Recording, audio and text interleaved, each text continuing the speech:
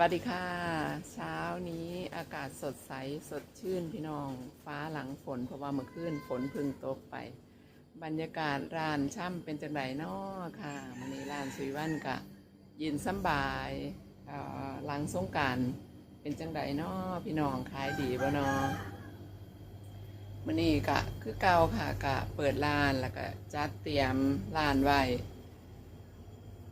บ่ว่าสี่ช่วงสงกรานต์หรือช่วงวันธรรมดาร้านสีวันก็ขายได้เรื่อยๆค่ะยอดบ่ได้หวือหวาแห้งช่วงสงกรานต์ก็บ่ได้เพิ่มขึ้นหลายค่ะแต่ว่าขายได้เรื่อยๆโดยเฉพาะสินค้าที่เฮาเคยมีนะคะเฮาก็ต้องจัดเตรียมไว้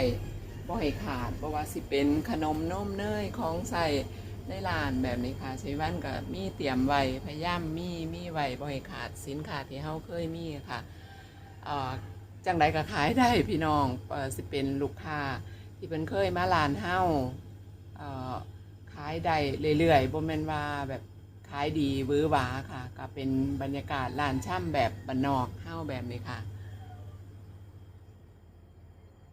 เช้านี้ก็มาอัปเดตให้ฟังประมาณนี้ค่ะสวัสดีค่ะ